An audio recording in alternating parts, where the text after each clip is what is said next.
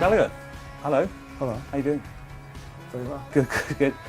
We met once before, about 3 or 4 years ago, and I asked you then if you had any tunes knocking about that maybe would come out in a solo album one day, and you were very adamant that the answer was no.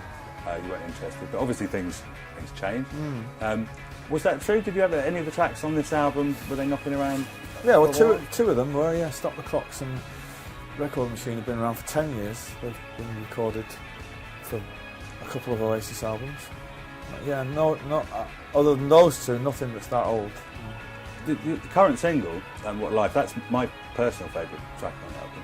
Right. And it's almost, I mean, I won't taint it by saying it's almost a dance track, but it's along those lines. Yeah, it's got a 4 to the floor disco beat to it. Yeah. Is that the kind of thing you probably couldn't have done with Oasis that you now can do?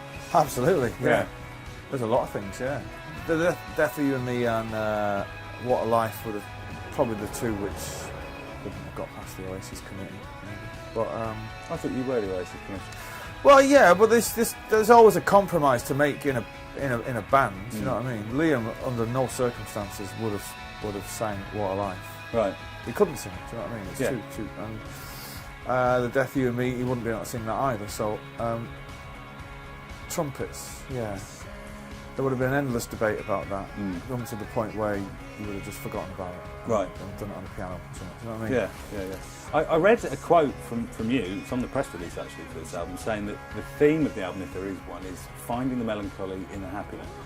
Well, that's, yeah, I mean, all the songs are kind of in a minor key, and that's the way they seem to. I don't know why that is, it wasn't by design. But that's not really a theme. That's, you misquoted me there again. The themes are kind of hope and love and the longing to belong somewhere else.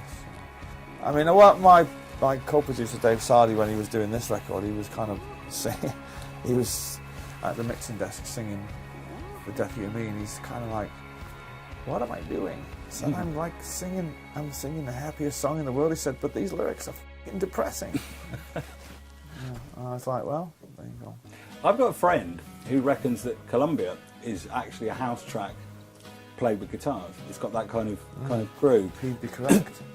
Oh, okay, I'll let him know. But you know, this current single, which we mentioned earlier, you know, it seems to me that's been something that's kind of perhaps you've been trying to do for quite a long time, some years, and you've managed to realise now. Funnily enough, when we started Oasis, in our first gig, we'd done a cover of a house tune. So I was a kid of the Hacienda. Yeah. I was there when it exploded. You know, that the whole acid house thing. I was actually in the club the night it happened, and I've always loved that music. Everything up to kind of 1990, even techno music and early hip hop and stuff like that. It's always been incredible. And the best years of my life was in the Hacienda.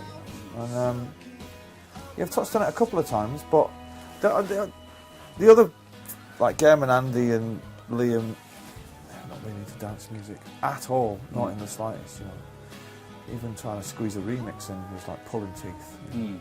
Now you've done solo gigs before, but you've never done a solo tour before. I think I'm right in saying. That's right. Is that a daunting prospect? Because you're going to have to kind of relearn slightly how you do the stage thing, aren't you, without a front man? Well, the tour is not a daunting prospect because I love touring. What I'm more worried about is what people are going to expect. You know, because I don't really have the front man gene. You know, and I don't wish to be Mick Jagger or, you know. People are going to inevitably compare it to, you know, other things. And I don't know, it's going to be a bit weird. But all I've got to offer people is the music, really. Well, Noel Gallagher, thanks very much for your time. Thank you. And, good luck with the album. Thank you very much. Cheers.